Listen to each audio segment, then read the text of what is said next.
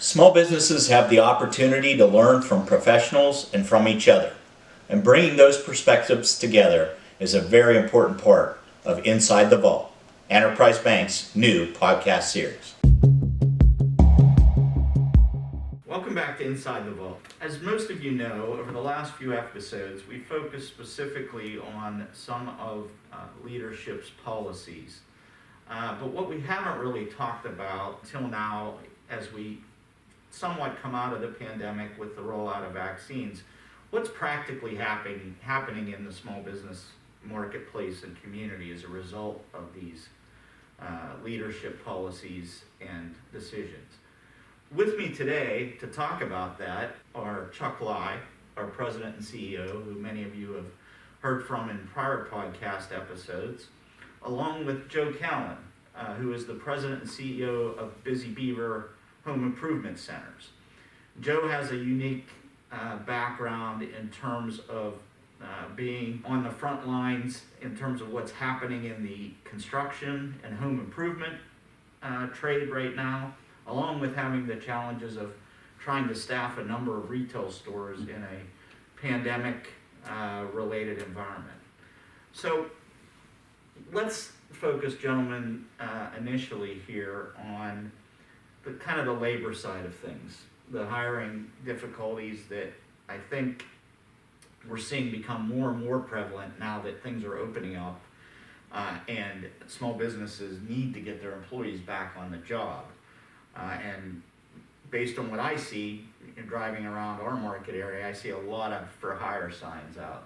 So Joe, let's talk about Busy Beaver in particular. I mean, you've got and you can give a little background on how many retail locations you have and how many staff members you normally deal with. But understand you've also had some challenges recently in trying to either get people back or because your industry is growing, needing to hire additional people. Yeah, so hiring and recruiting is certainly something that we focus on daily. If I step back to the beginning of the year, we actually started 2021 with 63 open positions, and so that's a lot to make up. That does include seasonal hiring. So what we have done is, and that's on a base of how many employees? Roughly 500 to 550. And you know how many stores now? 24 stores operating in one development. Okay. And what we did was we took a look at the areas where we were struggling. So some markets performed better than others. Our stores span Pennsylvania, Ohio, and West Virginia. And in certain markets we do very well and don't have the staffing issues, but in other markets we struggle. And we really started a grassroots effort to recruit. So we used our social networks and our peer groups to recruit. And we've made a lot of progress on that over the past few months. So we are seeing more people coming back into the stores for employment, for applications, and for hiring, particularly in the management side of it. But globally, it's interesting to be in retail where you have a significant need for associates, and we're basically competing with the government to get associates. Yeah. So it's been a struggle. So to that point, I mean, you know, there's I think a couple of dynamics at play. One is obviously there, you know, may not be enough financial motivations for people to come back to work or to join the employment roles again. What else are you seeing other than potentially the strength of unemployment benefits being kind of a headwind to you hiring people? Yeah, so as I mentioned, on several occasions we're literally competing with the government to hire, and so it's interesting that we certainly have not been at a minimum wage level for many years. You just can't be if you want to be competitive. So I think our internal starting salary is $11 an hour for a part-time associate. So we've been above the minimum wage for many years. But in order to get people back in our stores and working, it's more than just the economics of it. So we're very proud of the culture we've developed, and we develop a culture of opportunity. So we almost exclusively promote from within, which resonates with a lot of people as they want to grow their careers.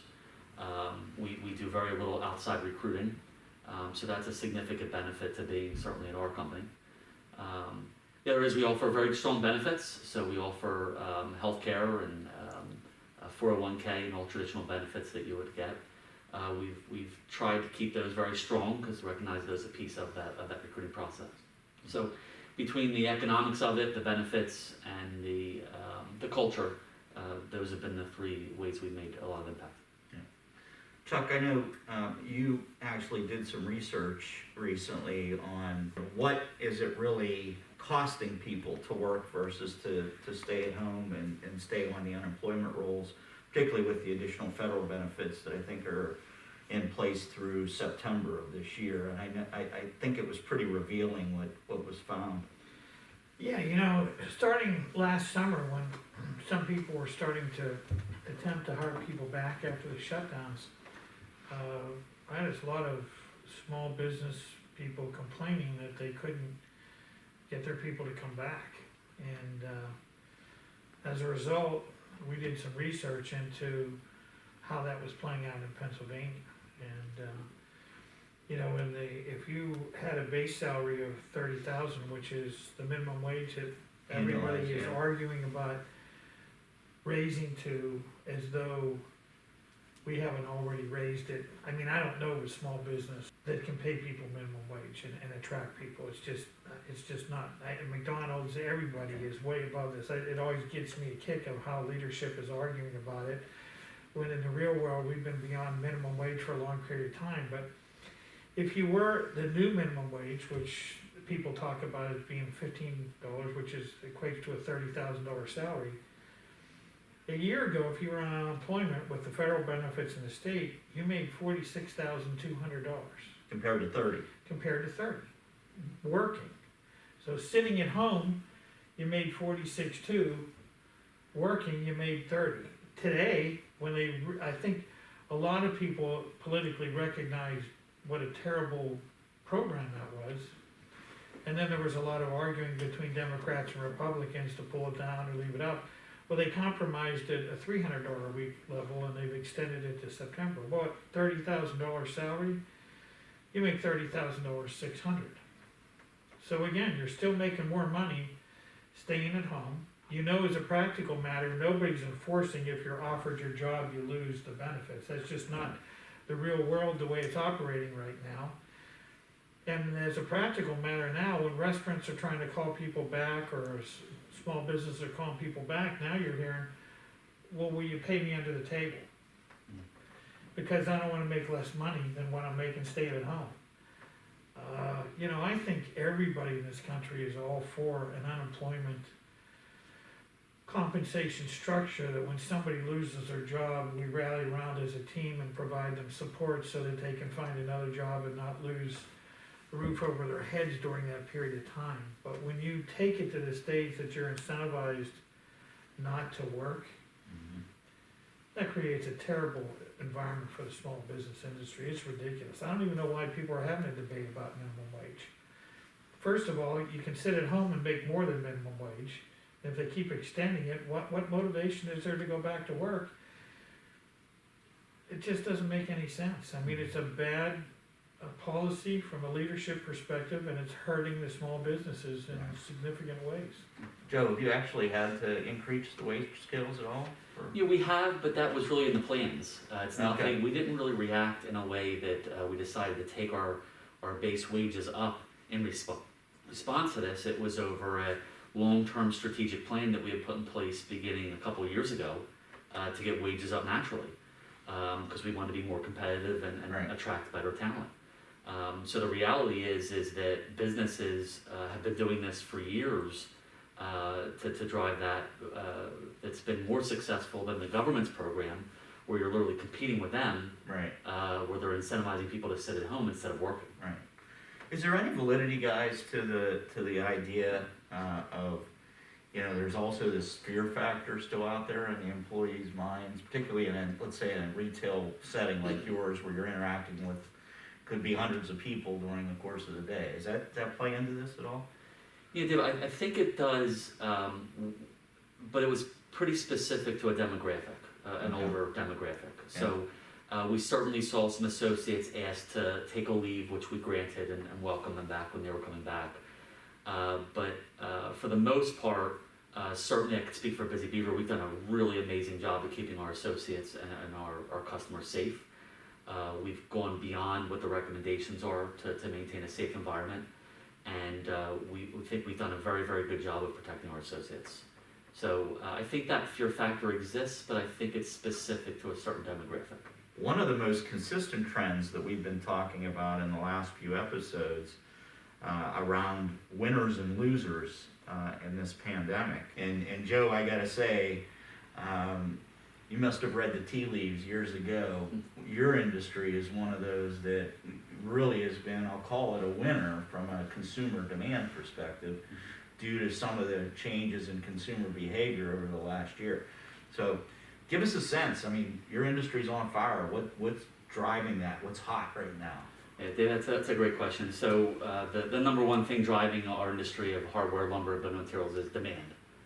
So demand has drastically risen over the past year for a number of reasons.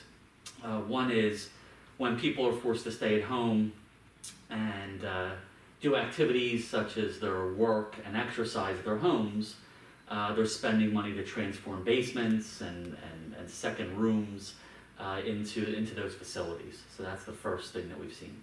The second thing that we've seen is that when you're forced to stay at home, the list of improvements that you put off for years and years and years, all of a sudden becomes the priority. And so we have seen that particularly in paint and lumber as the main department drivers. But we've also seen that in all of our departments in plumbing with renovating bathrooms, electrical with upgrading lighting, and home goods with general consumer purchases. The third thing that we've seen is that consumers have spent a lot of time and energy on the outdoor living component. And I think if you've ever sat in your house for about a month, at some point you say it's time to make our way outside. Yeah. And our consumers have, and they've spent that on landscaping, gardening, creating decks, outdoor living spaces that they didn't have because we're not really sure how long this is going to last and what we're going to do. And those are actually investments that are not going to go away. That you don't pump that kind of money into your home and then forget about it. So long term, those are improvements that continue to generate repetitive sales. Oh, and there's also, that's as close as you can get to traveling to a new destination is, I guess, creating a new destination in your backyard or in your patio or wherever it might be. Yeah, so we think that a lot of the change in consumer behavior from traveling, those dollars spent on traveling and entertainment, have made their way partially into our industry. Mm-hmm. So consumers generally aren't savers, and so the money is getting spent somewhere, not always, but it does get spent at other places. And what we've also found is that the demand that's been generated with these activities has driven prices, retail pricing, up to levels we've never seen. So a year ago we were selling a 2x4x8 for $2.99, and today we're selling it for $7.09. Right. So that demand continues to drive prices up and continues to complicate the supply chain. Yeah. I want to get on the topic of inflation in a few minutes here, but with regard to the consumer demand that you're seeing in your industry, it is somewhat interesting to me. I read a recent AP poll where they polled a group of Americans about what they're doing with their stimulus funds, and surprising number, it was only like 16% of Americans said they were going to actually use those funds for capital spending. But obviously, most of the capital spending is getting driven into certain industry types like yours. So Chuck, you and I have talked. I mean, let's say 16%, let's be generous and say 20% of the stimulus funding is actually going in to drive, let's say, the consumption of goods and services. What's happening with the rest of it? And is it really benefiting the economy overall the way it was intended? Well, there's a lot of discussion from leadership that this is to spur the economy. And obviously, if only 16% is being spent to spur the economy, it's not the directive, it's not going to get the efficiency and effectiveness as what people said. But you've gotta keep in mind that, some of that, the expectations were too much to begin with, I think, is what you're gonna see. Look at what's happening to the economy with only 16% of it being spent to stimulate it. And the reason is because, again, there's, the CARES Act has put money into the economy in a lot of different ways. Yes, you've got direct incentive payments, and we as banks see it going into the bank and savings And accounts, staying in the not bank. being spent. Yeah. But you're also, even the unemployment that we just discussed, you're making more money to sit at home than to go back to work. When you look at last summer, you could be making $50,000 and it still made sense to stay at home, because you made more, even at a $50,000 salary on unemployment with the federal benefits, than it was going to work. Well, you got time, you got lots of time, so they're spending their money, they're not traveling, so they're doing they're helping Joe out tremendously, because you're not gonna sit in the couch all day, you're gonna go get all those projects done and you're gonna do those things, so, that you can just see everything playing out the way it was designed. Now, what we're not thinking about is, and they're starting to think about it now, let's raise taxes dramatically. Cause somebody's gotta pay for all this. You don't get all of this stuff for free. We're leveraging our children's future. If somebody's gonna pay this back. And what you're doing is, it's really a wealth transfer. You're giving a lot of money to people who are putting in their savings account at one level, and then you're gonna go tax the heck out of people that make more money in the future to pay for this. It really isn't driving the economy. It's just a wealth shift from one group to another. Well, 25, I read just in the last couple of days, 25 million of the stimulus payments went to Social Security recipients who had absolutely no change in their Yeah. monthly income. No, and they're not changing their lifestyle either, so it's going into the savings accounts. This is, what people say this is supposed to do is, in a practical matter, not the way it's playing out. It is a transfer of wealth, and if that's what you wanted to accomplish, that's what you're doing, and that's what's gonna take place. Cause at some point in time in the future, you gotta pay this back, and what's happening is, when you start to see that payback come, that's gonna slow down the economy. When you take corporations back to 28%, you're not gonna be as competitive as you used to be, and it's gonna slow down the economy, it's gonna pull monies back out. And, it's a matter of shifting from one time to another, and are you getting the benefit? When it all plays out, it's a shift of wealth. It's not really promoting the economy the way it should be, and it'll be detrimental in the future, in conjunction with interest rates and what's gonna happen when we discuss inflation. You're gonna see this all start to come to a head a year or so from now. Are you seeing any changes, Joe, on your side, like on the demographics of who your customers are? We do. So in Western PA, Eastern Ohio, and West Virginia, the demographics are pretty consistent. Yeah. But we've seen certainly a younger demographic making their way in our stores, which is wonderful. You have your first-time DIYers. They're taking on projects that they've never done in the past. And that's done a couple things for us. One is for our industry. One is it's created additional demand. Hopefully it's generated a long-term consumer. But it's also driven up your average ticket. And what people don't think about, unless you're in the industry, is that for a typical DIYer, they have paintbrushes at home and spackle knives at home that they would have bought years ago.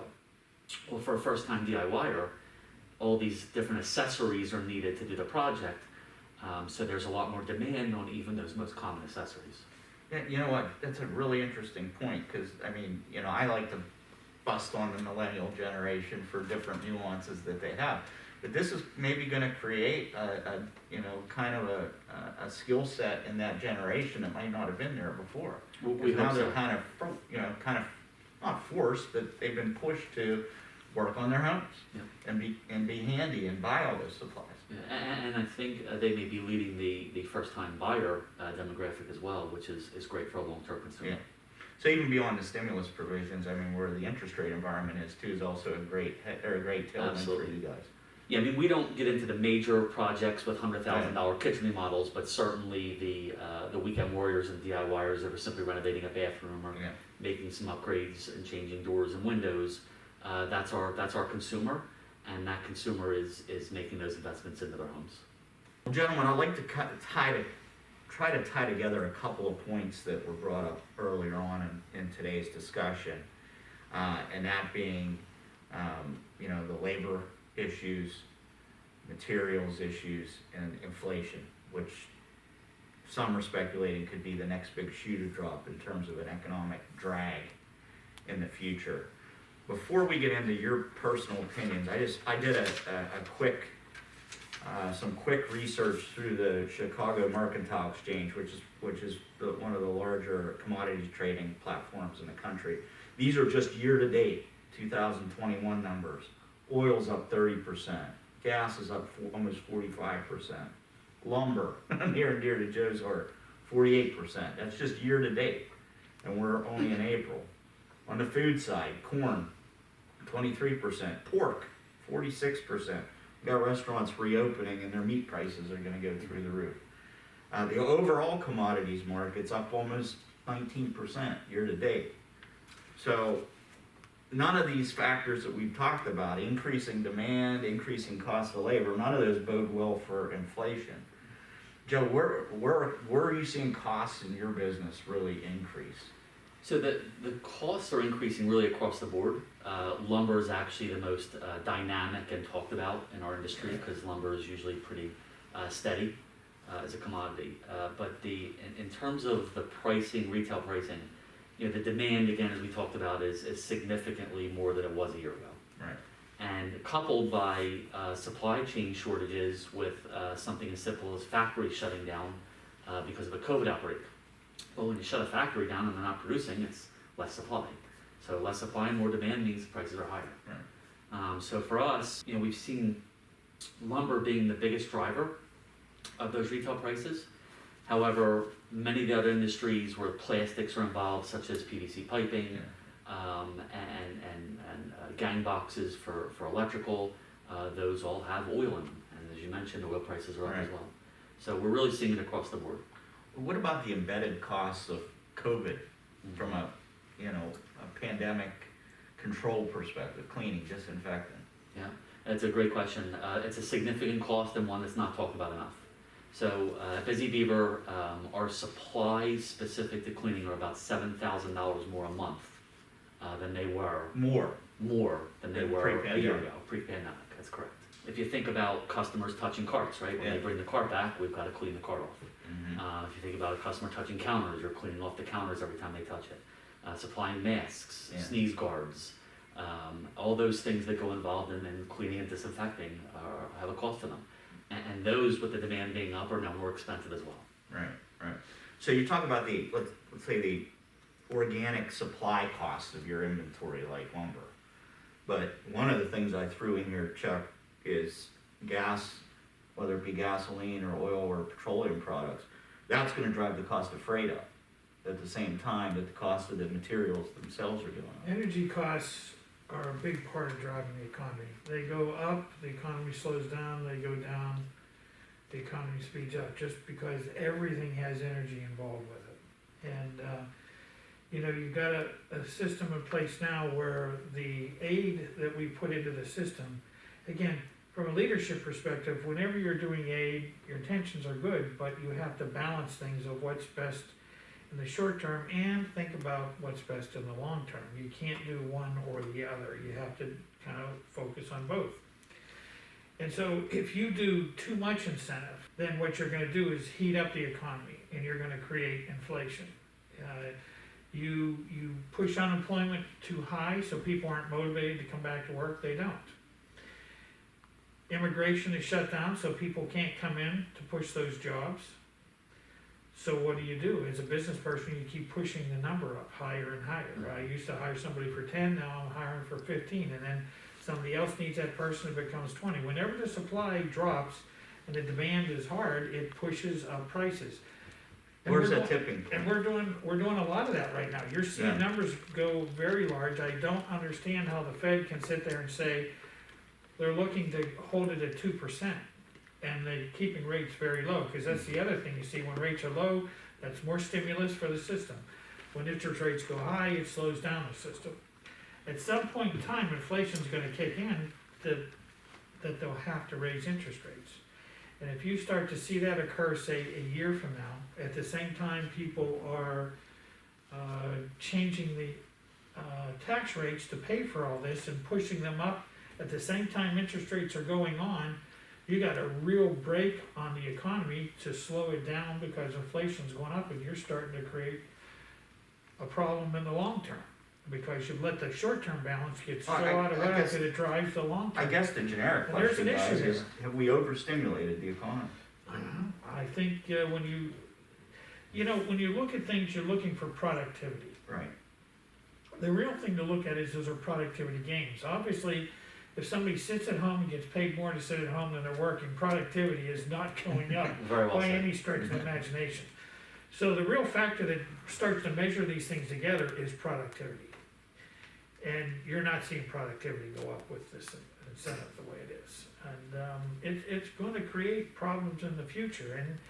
And you look at the dynamics of the leadership, you've got two different parties, and they think differently. And typically the one that's in office is measuring it on the short term, not the long term, and the one that's not in office is thinking about the long term. And in the old days, that you could create a compromise with the two parties. But we all know the days of compromise are gone. So what you're gonna do is have bigs up, pushes and valleys. And so I don't think there's any question there's too much incentive in the small business market right now. Think of this as, it's sold to us as it's targeted relief, but it's not targeted. It has not been targeted. Again, if you're looking at a restaurant owner, they have not got the help that they need. You look at a non-restaurant owner, social security, people on social security, they're getting more aid and they don't even know what to do with it except put it in a savings account. Yeah. Clearly, they're not spending it, which is where you'll hear people say, well, we're throwing it out to everybody, not targeting because we need them to spend it to spur the economy. Well, inflation wouldn't have these kind of numbers if that was really necessary. It wouldn't. And the supply chain, the interruptions in it make it even worse. Because when people aren't working, the supply chains get screwed up. The international trade battles that Well, we are saw going the trade on. war too, It's yeah. like, I ordered a vehicle 3 months ago. It needs a chip in it, and so it used to take me 6 weeks to get a vehicle when I ordered one. It's now been 3 months and they don't have a clue when it's gonna come in. Ultimately, these things all catch up in the system and don't bode well for the long term. Dave, you mentioned transportation costs, which is interesting. So for years, more people have been leaving the trucking industry than entering. So when you have a contraction of truck drivers, Mhm. coupled by a significant increase in demand, transportation costs have been soaring over the past year. We're taking the three major components of what you do from a supply perspective, which is the labor Yeah. to get it out the door, the cost of the material itself, and the cost to get it to your stores. And they're all They're rising. all going up. That's right. And our associates, it's interesting when you look at a retail associate because, yes, wages have been driving up higher, Yeah. but so is the cost of living. So I'm not sure where that levels off, but it certainly feels like it's being absorbed as much as it's increasing. Okay. And that's always the balance that people are looking for, which is kind of like minimum wage. They'll argue if you go to minimum wage and the product becomes more expensive or there's less demand and there's an offset. Everything is a balance, and it truly is a balance. It just seems like it's all on this side of the pendulum right now. Well, you can't fault leadership for trying. I think Yeah. everybody's intent is to do the right thing. But we've had 3 rounds of incentives out there, right? And the 3rd round, they're arguing about doing even more when the statistics are already out there saying 20% of it or less is being spent for your objective. So why do you give more? The real world is you buy votes that way. And truthfully, we get back onto We it. get back to that. It's the same thing. If there's no logic to it, that doesn't make any sense. There's always a logic. The truth is, the stated logic isn't true. It's something else. And we speculate it's to buy votes, but how do you sit there and warrant doing this when only 1/5 of it is being used for the purpose? That means it's not effective, and it's not creating the goal that you're shooting for, so. Well, gentlemen, great discussion today. Glad to see you're one of the few industries that are on the winning side of this nightmare we've been going through as a society for the last 12 months. Wish you all the luck in the world. Chuck, as always, your sense of overall what's going on in the economy and obviously some of the less talked about reasons for it are always appreciated. Thank you very much for listening, and please be sure to subscribe to the podcast on all your popular social media and podcast platforms. And if you have any questions or any suggestions for future episode topics, please email us at insidethevault@enterprisebankpgh.com. Thank you.